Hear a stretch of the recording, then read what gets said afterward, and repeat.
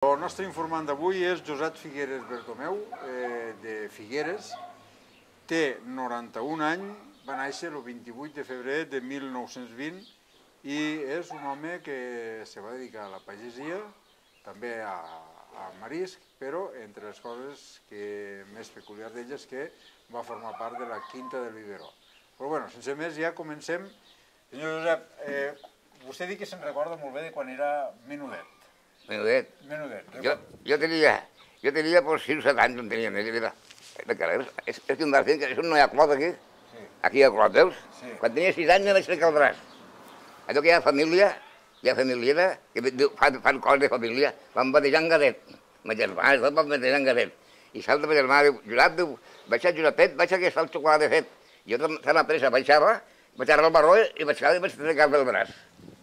I vaig anar almenys 2 o 3 mesos a Tortosa, a Amposta vaig anar, a lo Vaporet, que aquí el primer trànsit que hi havia era el Vaporet d'aquí la cava. I ell va pare arrencàvem d'aquí la cava en un carburero, que llavors de llum d'electricitat no hi havia.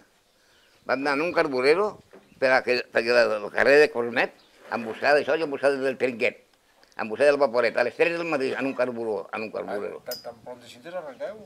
Sí, a les 3 del matí, li costava, va poder anar, les de Vaporet li costava molt. A les 6 del matí arrencàvem d'aquí, a les 3 i mitja o això arrencava d'aquí. Em posa. Vaig anar, els 3 mesos vaig anar. I sí, no vam curar-me bé. Llavors els metges no curaven com ara. I a cap de venir d'aquí vaig portar almenys un mes o un saquet de pedres penjat aquí. Un saquet de pedres? Sí. I això ho va dir el metge? El metge perquè em s'estirés el braç. Perquè s'estirés el braç. Vaig portar-ho molt. I això cada aquí... De minut, què feia de minut vostè? Pues ajudava mon pare a segar arròs, De ben jovenet? Sí, de 7 o 8 anys ja treballava. Jo vaig anar un any ja a estudi, un any ja. Un germà no me'n volia anar. I saps què portava?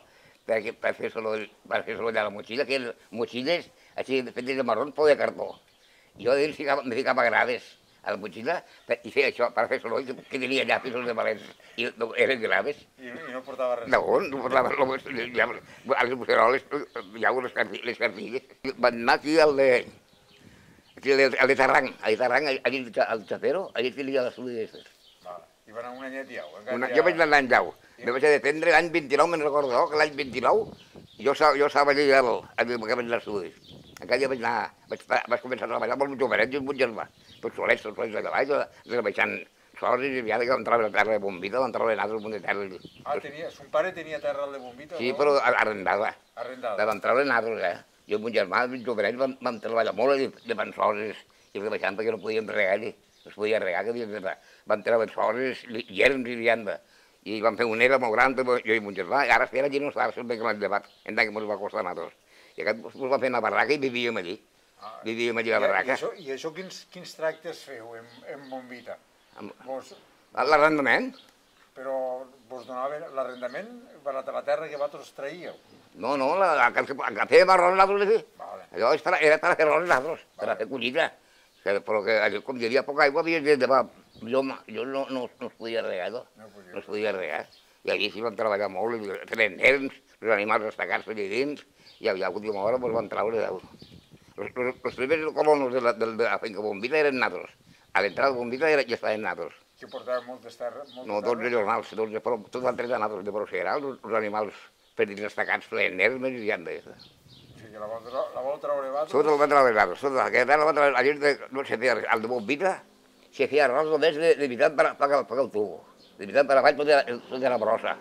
Tot de la brossa. Jo pensava que allí pescava i tot, jo. El Bombita, jo a vegades dormia per la pallissa nosaltres i sentien guac, guac, guac, les àdeles. Allí propet, allò tot és terra de brossa, en diuen terra i terra. Hem menjat un munt de terra allí, hem menjat un munt de terra.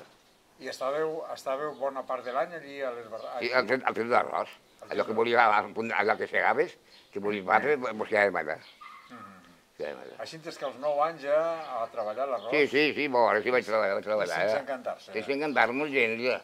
Jo he treballat molt i no s'ha vist. Jo he anat a estar aquí, no he anat mai a jornal, jo sempre he anat a estar aquí, a plantar arròs, a estall. I al cap d'aquí m'he d'anar a plantar França, a estall. Pot seguir-ho 5 anys, perquè em passi escolaret d'aquí. Que m'ha costat molt bé, que no podia pagar, treballant aquí no podia pagar això. I a la mà li vaig dir, escolta, que és allò que jo no puc pagar, això no sí que ho pagaràs. Vaig dir, després jo si no me'n vaig a França no, si no em vaig a França no ho pagaré jo. Vaig a França i vaig deixar la dona aquí, que no vull contar que feia plorar i tot. I vaig deixar la dona aquí i els crios sense menjar i sense dir res. I jo aguanta, de més aguantar per poder pagar això. I també aquí penso, és l'història de valent això, Menys mal que tenim una botiga que a la meva dona li fiaven, a la meva dona li fiaven. Quan vaig venir vaig pagar el plaço i la botiga. Vaig patir molt jo.